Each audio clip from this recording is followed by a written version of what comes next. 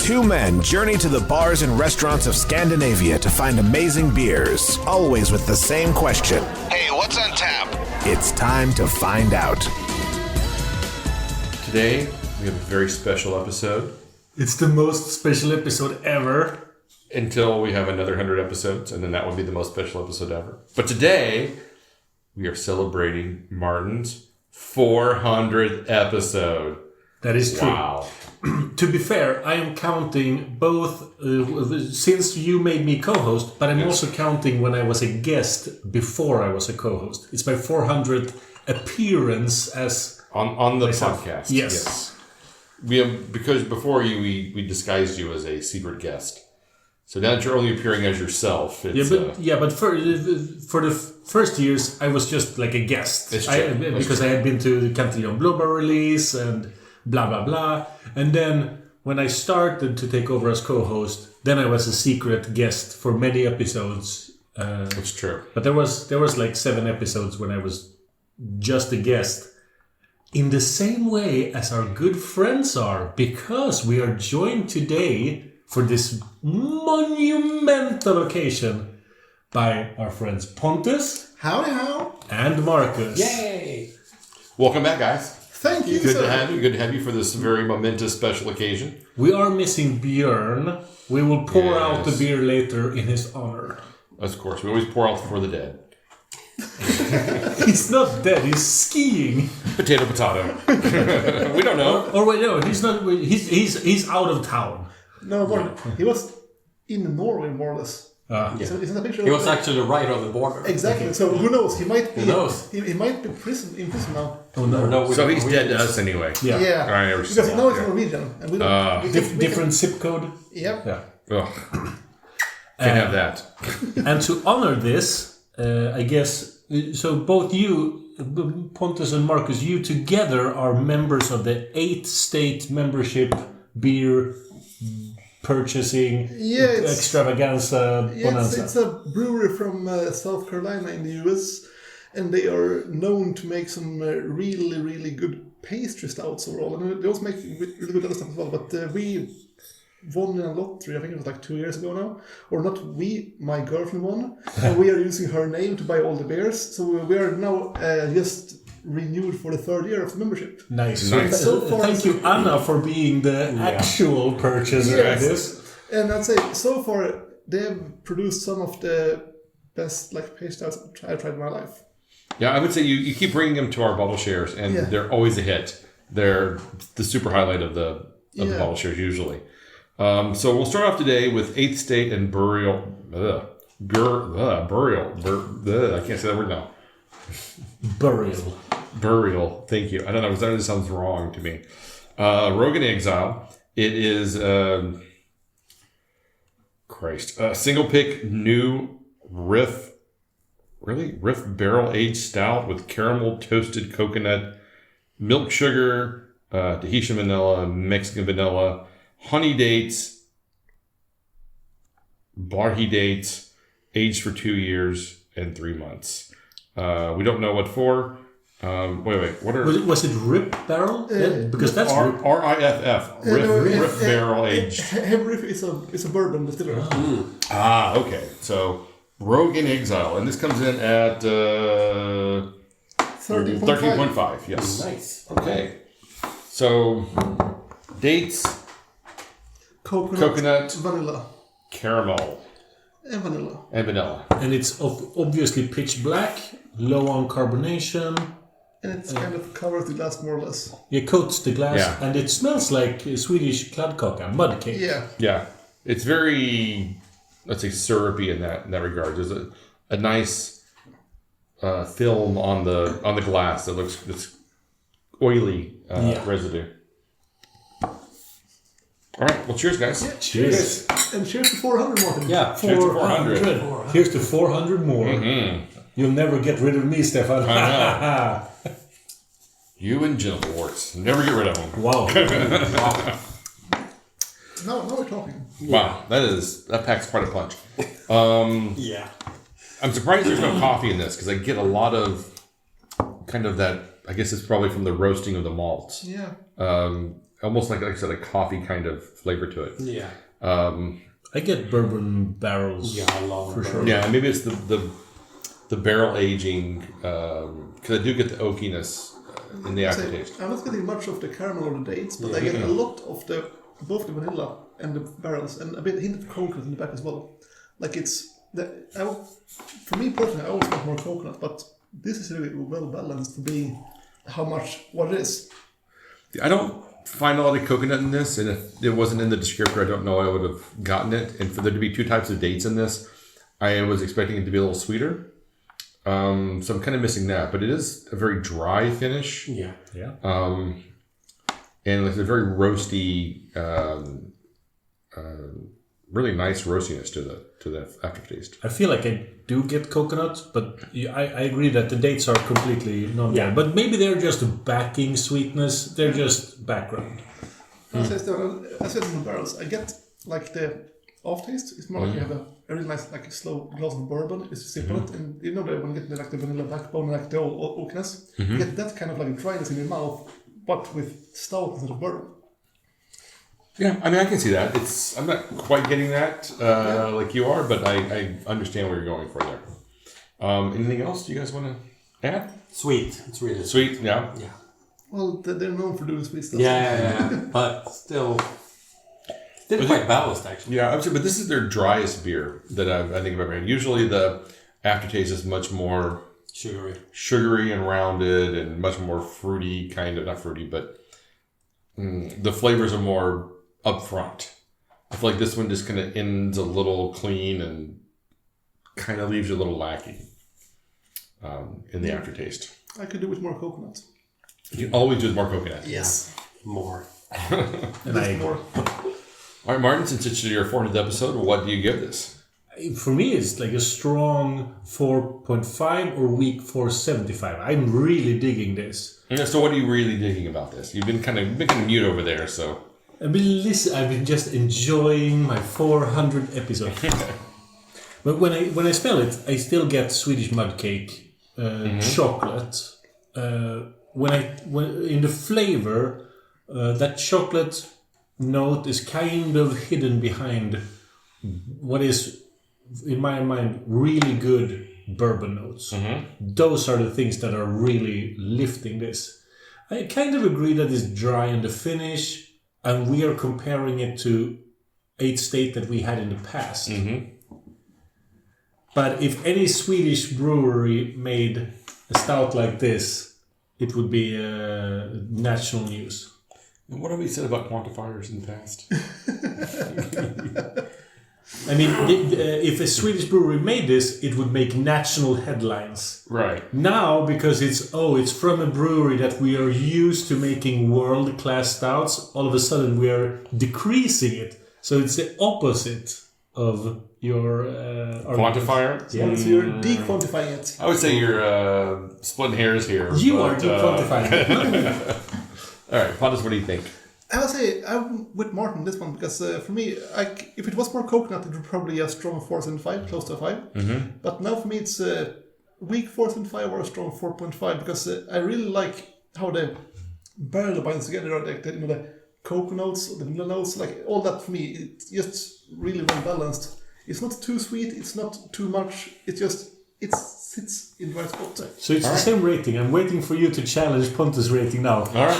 How can you possibly think such a thing? No, I'm just... Well, I mean, it's like... Well, we said a lot, and then you hadn't really said anything, and so I was just waiting to hear what your input was, because you came in so high on the... I was busy putting my pants back on. Oh, okay, that's true. All right. So, Marcus? Yeah.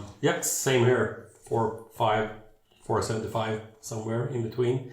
I could also do with a bit more coconut, and I also think that it probably will be better if it airs out a bit. Okay, well, you know what? We can revisit it at the end. There won't won't be enough left to No, that's... Yeah. I know. But more, that's in bottle. Oh, You can- There's more left in the bottle still, so you're trying. Fill this up. I'm going to be the naysayer here. I'm going to give this a... 3.5. No. It's not a 3.5. But for me, it is... It's more like 4.25. Wow, look at the edgelord over here. I know, and I'm not trying to be controversial here, but I just don't find it. I don't have any of those flavors. I don't really get coconut. I don't really get any of the dates. I mean, there's some vanilla in there, but mostly I just get this dry chocolate roasted malt flavor at the end, and it doesn't really give me anything that I'm excited about when I finish it. Yes, Stefan, that's what the young kids this day call cringe. Cringe? All right, no, I'm not cringe. All right, so let's move on to the next one. I'm gonna need your flashlight again, there, boss. Oh yeah. Okay. We all need that. Actually, no. This one's pretty simple. There's not much on the bottle. This is another episode of old men looking at... Old men looking at labels they can't read because the light's not bright enough. A light. Yeah. So this is, again, 8th State. It's a weekend walk. Imperial stout with toasted coconut. Comes in at 12.8%. All right. So, let's see. And you're going to say again that you're disappointed that you don't get enough coconut. I haven't tried it yet. I don't know. You've smelled it. I have smelled it. There's a hint of coconut in the aroma, but it's also vanilla. A hint of coconut? Are you kidding me? Yeah. Wow. I feel like my olfactory senses are just not working compared to you two guys, because It's a lot of coconut. It's a lot of coconut. Is it? Yes. Yes. Yeah. It's Is it really? It's like you toast the coconut and drop it in the beer. Yeah. It's like it's so much coconut. Yeah. This is I don't think so much coconut. this is like coconut over. My joke has backfired because Stefan doesn't think it's enough coconut. And it's like, I agree with you. It's like more of a green kind of smell, like But unripe should or we something. try it We should try it now. We should definitely try it. We should definitely try Cheers. it. All right.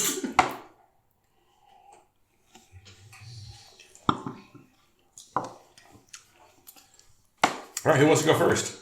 I can go first. All right. There's a lot of coconut in this one, and this is really, really good. All right, who wants to go next? But it's like, okay, so it's like wet coconut. Yeah. It's Yeah. not toasted coconuts. It's not coconuts that has gone through the oven, which gives a separate...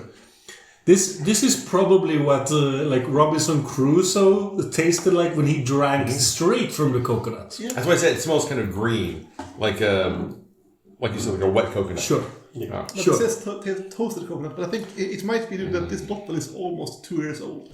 Ah. So I think this one fresh would have been even more intense, but the coconut probably made melt out a bit, but I still think it's a really fucking good beer for not being barrel aged. Yeah. Yeah, this one isn't even barrel aged. No. It's really sweet. Yes. I'll give you that. It's super sweet. Not like cloyingly sweet, but it definitely is a sweet aftertaste that kind of coats your tongue. I'll give this a 4.75. Of course you will. I will. Yeah. Anyone else? 4.75? I'm actually on the 4.5 because the coconut has stayed a bit too much for me for giving it. In the aroma, it's like a 5, but the taste, something is looking me down there. Stefan is going to give it a 4 to honor the 400th episode. That is true.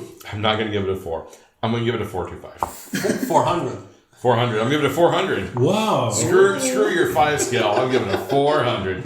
Now I'm going to give it a 4.25. And it's surprising me because I love 8th State. I've loved pretty much everything I've had from them. So I'm surprised myself that these two just didn't work as well as a lot of their other beers have for me. Well, Stefan, I can say today you can blame Marcus because he picked the barrel aged one. Yeah. We had 4 to choose from, and the other 3 would probably have been better.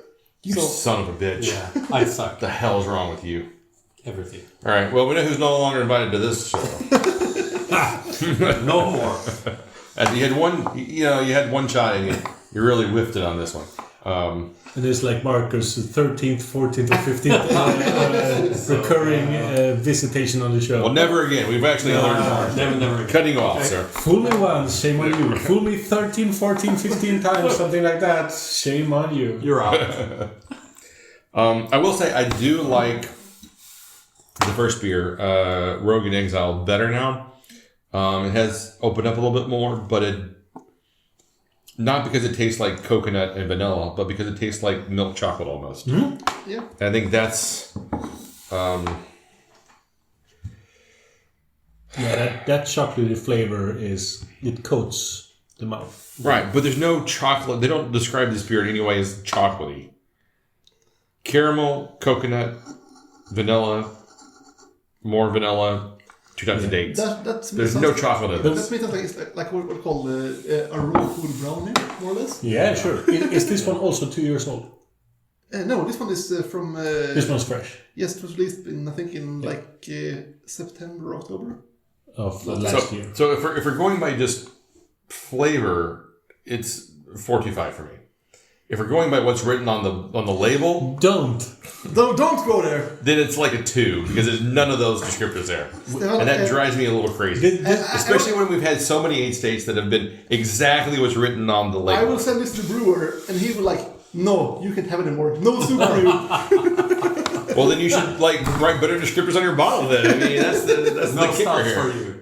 But this is a thing that we've touched upon many times on this show. When a beer is tasty, but it's not according to label, and of course that's not good. You're not supposed to market the beer as this one tastes like cognac and it tastes like carrots. Okay, it might be tasty carrots, but that's not what it's being sold as. Mm-hmm. So I do agree with you there.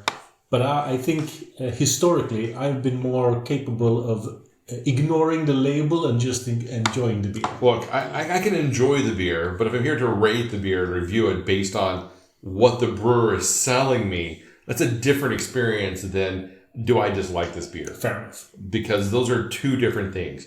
I can watch a movie and think, I really don't like this movie, this isn't for me, but I understand why it's like a critically lauded film.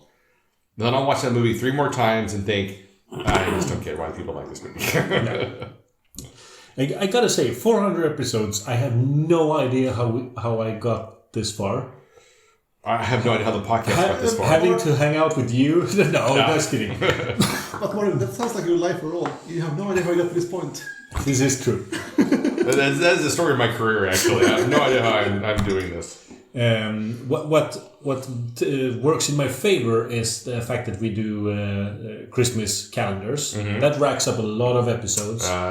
Some would say at least 24. And one year we did 2 calendars in parallel. Oh, that was a tough year. That was a tough year, but that really racked up episodes. Yeah. But the rest is just determination and beer. That was almost 48. I think it was 38 episodes for you because you missed the first week or so. Exactly. That year I missed some of the 2 Earl beer calendar beers. Because it came in actually the day after the first. Yeah. Or second or something like that. So I had to We had recorded a few and then stuff happened. Well, man, congratulations on 400 episodes. It's been a great ride with you. We're on year 8, approaching year 9 really, really rapidly. So if someone would have told me that we would still be doing this podcast after all these years, I would not have believed them. So thank you for taking this journey with me. I really appreciate it. And I think we've had a great time. We've tried some amazing beers. We've tried some not so amazing beers. Yeah. We'll call them interesting. And also thank you to our friends. I think, Pontus, you have by now, not this episode, but by now you have passed over 30 guest appearances. Yeah. So that is amazing. So I think guest number 1. Prime guest. You are guest number 1. Guestimus Prime. Okay. Yes. I'm actually going to print a badge with that and word each episode I record in the future. Guestimus Prime. Oh, look how cute. He thinks he's going to be invited back. Oh, no. Not when you bring this shit in. Yeah, exactly. Next time I'll bring a beer that you actually like. So I'm sorry for bringing this shit. Our blog at 10%? No. I'm going to talk to them and get them barrel aged. Barrel aged Arboga. Yes. 15.2%. Can it get better than that? It's a lager at 15.2% barrel aged. And when I cook it, so it's warm. And then can we sit in the park and drink it together? Couldn't you freeze Yeah, distill sure. it and make it 30%? We could try. I mean, you can freeze still and probably get it to 42 or something. Yeah, that would be great. Usually when Pontus drinks Arboga, which is a Swedish craft beer for our international listeners, he drinks it pocket aged. No. Pocket warm. Yes. It's called, you age it in the, what's called tvättstuga? In the laundry room? Yeah, you age it in a laundry basket. Oh. Or in the rear window warm is also... Yes. Ooh. Yikes. This all sounds horrible. Well, What is wrong with your culture? Man, what I say, you're not American culture. You're just American. You have to try Swedish culture. This is like the fine edge of. You know, Groundbreaking. like I've lived here long enough that I think I and then suddenly you guys spring some weird random bullshit on me. I'm like, wait, what is this again? Well, we have two things. We have surströmming. And we have pocket warm arboga. Like, Pocket warm. And those two together, that's like the holy thing in Sweden. Like, For the holy grail of like Yes. like Flavors. like flaming diarrhea as we're hearing. yes, and the whole of Swedish culture. Like, the edge of it. Like, if you want to be Swedish, you have to do them together. We can do it this fall. Yeah, Okay, I don't think I'll ever be that Swedish. But all of this Like goes, warm arboga and surströmming. all of this goes back to 1922 when Sweden had a popular vote regarding the banning of alcohol, which is true, we did. 51% of the population voted to keep alcohol, 49% wanted to ban it. And it was because of pocket warm arboga that it swayed it into, yes, let's keep it. Is that really true? No. Okay. It's like I was like, and then my life, I'm like, really? That's insane. I love that point. Everything was true up until the pocket warm arboga. Okay. But what really swayed it were ads, like posters on the streets saying, crayfish demand schnapps. For real. Yes. I 100% believe. I'm surprised that it wasn't midsummer sober, and there was this big question mark at the end. You're like, everyone's just like, no. Kräftor kräva dessa drycker. Crayfish demands these drinks. Yes. And Yes. as a happy man with a schnapps glass. In one hand and the crayfish in the other, and he's just like, Basically, yes. That does not. The story 100% lines up with everything I know about Sweden. So when was American Prohibition? It's like It all happened like globally. It all happened around the same time. But 22 sounds early. The Roaring Yeah, Twenties has so to it happen. would have been the 30s. So it would have been the 30s, but yeah. Or late, But but with- 29 or 30. Yeah, within the same era, general time frame, yeah. Because you have the Roaring Twenties and then no alcohol after that. Yes. Yeah. And then, Enough alcohol. and then Black Tuesday happens. I wonder why. Oh, so Yeah. strange.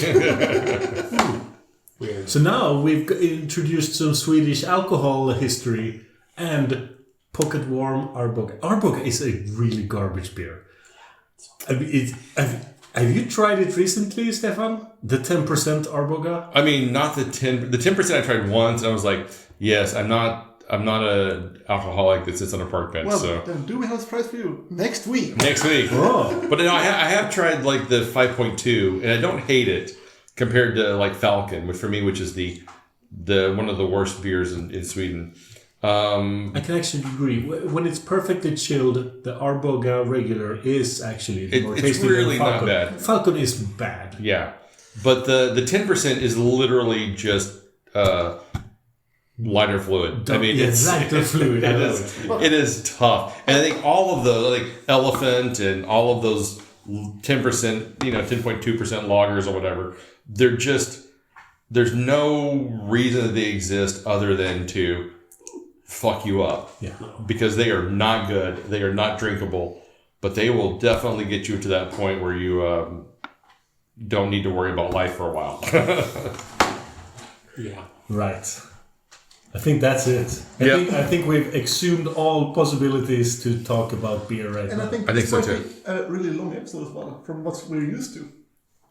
Well, we're about 7 minutes longer than we normally go, so But it's it is a also special episode. It is Martin's 400th episode, so we're allowed to go a little longer. And we are drinking special beers from Eighth State, which are generally unavailable to most people in the world. So To be fair, they were at least 1 or 2 MBCCs in Copenhagen. Yeah. yes, So more people than we think have tried them.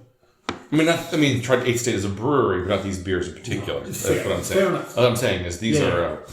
are just not beers you're going to find in the wild. They're going to be Right. harder to come by. But it's not like we're trying some Martian brewery that no one has even heard of. They made it to Europe. Yes, they have. thanks to NBCC. Or now, as we like to call it, the Carlsberg. the Carlsberg Copenhagen Beer Festival. Well, we'll wrap it up there. Thank you for joining us, and thank you, Martin, for 400 amazing episodes. My heterosexual life partner. You've made it all worthwhile. So check us out online at what'sontappodcast.com, Instagram, Facebook, Spotify, YouTube, and wherever you find podcasts, you'll find What's on Tap. And Martin, right there with us, singing along, singing a happy song. La la la la la la la. So until next time, Deep drinking, deep dum-dums.